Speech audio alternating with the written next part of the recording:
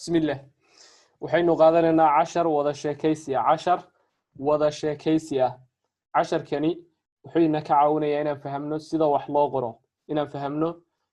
wax loo qoro ee hadalka la isu raaciyo gegelida rungu wax la yiraahdo ama iswaafajinta hadalka taas ayuu ina ka saacidayaa waxa kale oo laga yaabaa inaanu ka helo ereyo badan oo new words ereyo badan oo cusub oo idinku cusub inaad ka heshaan insha Allah waxaad fahmi weydaan hadhow beenu ka wada hadlaynaa so بسم الله FIFA de lage in Somalia FIFA de lage in Somalia alastu immigrate best sidee ayay ahayd xaaladda Soomaaliya markii aad ka soo qaxaysay xaaladda Soomaaliya sidee ayay ahayd so FIFA de lage waa xaalad macnaheedu afka Soomaaliga waa xaalad waxay u dhigantaa situation waxa uma dhaxayaan waa isku macne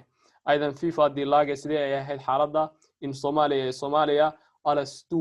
immigrate best marka ka soo qaxaysay ama ka soo haajiraysay immigrate waxay ka timi feb immigrant waxa weeyaan haajirid ama qaxid so immigrant haajirid ama qaxid ama barakicid aydan FIFA de lage in Somalia alastu immigrate best sidee ayay ahayd xaaladda Soomaaliya markii ka soo qaxaysay situation fa in Somalia damaris سيش فيرك حالة الصومالية واجس آد أيو أتكيد دا مارس واجس ويان ديستوسيون حالة دا فإن صوماليا دا مارس واجس سيش فيرك آد أيو أتكيد حالة الصومالية كورهم بالي رواجت كسوق حسي وحير واجس كده حالة آد بيو أتكيد واجا ولتشيدو وواجا وكسوق حي واجس حالة آد أيو أتكيد إسفا وحي هيد بايم سوسام بروخ دا عالتن صوماليشين ريجيرون وحي هيد بربركي دولة هوري صومالي دا اسفا waxay ahayd baym Susamen Bruch waa burbur baym Susamen Bruch burburkii der alten somalische Regierung dawladii hore ee Soomaalida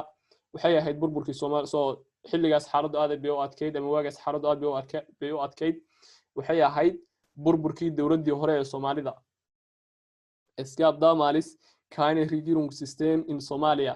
es gab damals keine Regierungssystem in Somalia واجاس كمان جرين سوماليا واحد سيستم دولة نماء رجيرون سيستم واحد سيستم دولة نماء هي واجاس سوماليا كمان وسنترينين إن دين يارن فون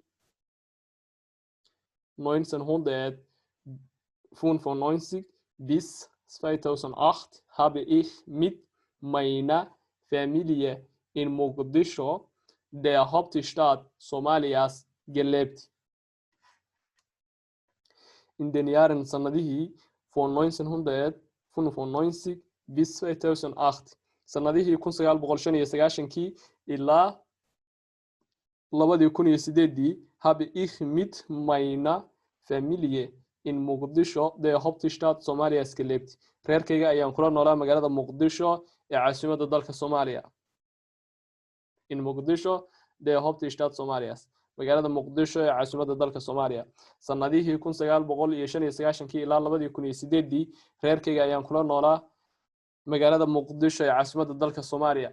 Krieg dagaalka Zwischen ka dhaxayay den Gruppe Führer hogaamiyay kooxeedada wurde tagtäglich fortgeführt maalin kasta wuu socday dagaal ka dhaxaya hogaamiyay kooxeedada ayaa maalin kasta socday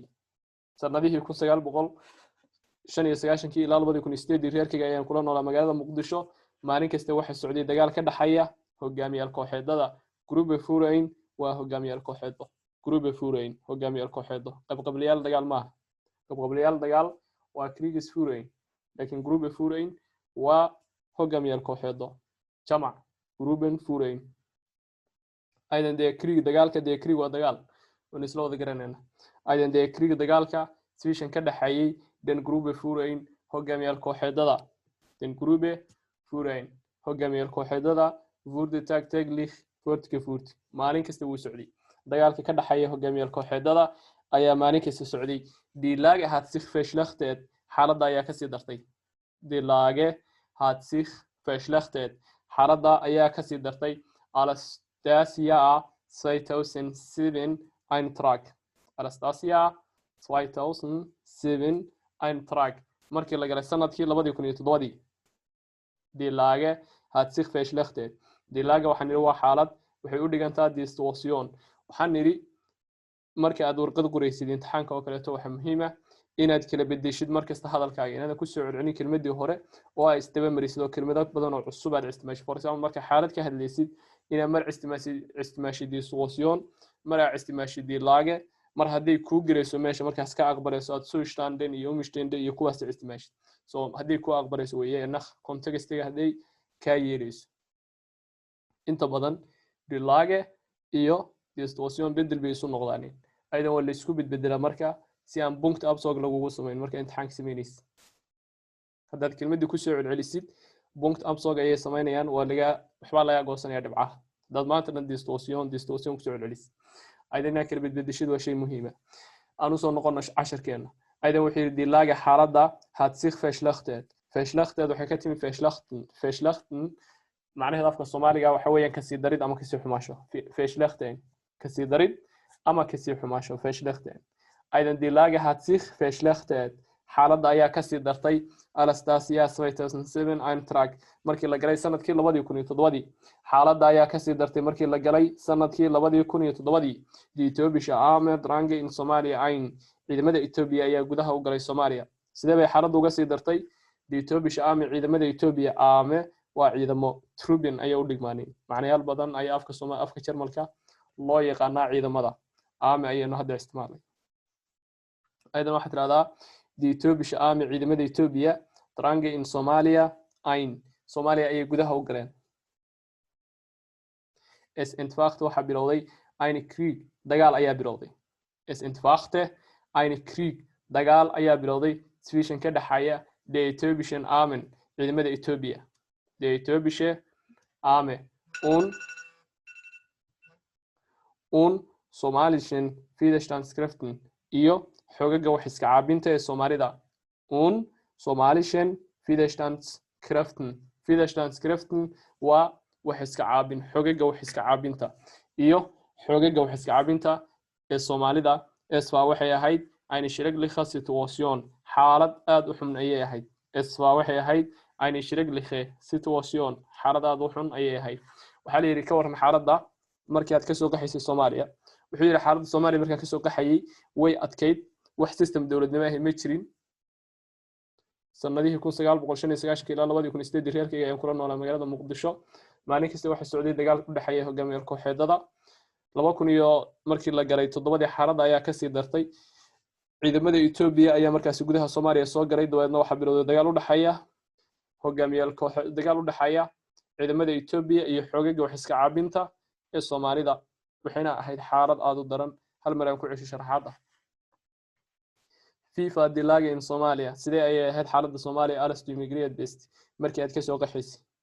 soo qaxaysay xaaladda Soomaaliya sidee ay ahayd distortion fa in Soomaaliya damaal see shfirig xaaladda Soomaaliya wagaas aad ay u adkeyd esfa waxay ahayd bay masuusan buruuxda aaltan Soomaalishan regierung markii burburtay dawladdii hore ee Soomaalida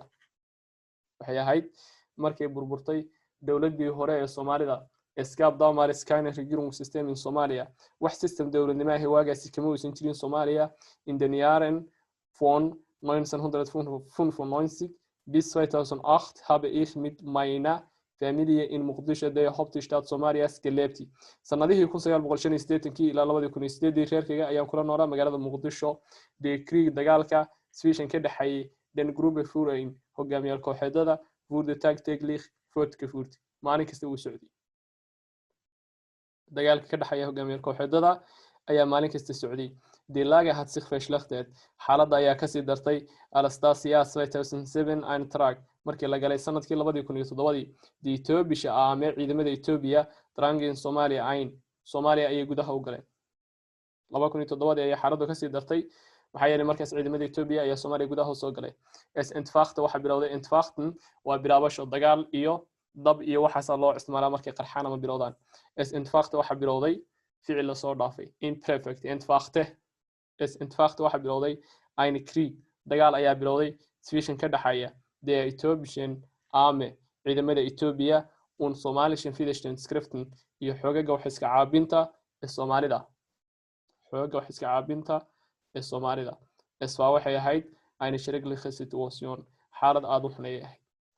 xun ayay ahayd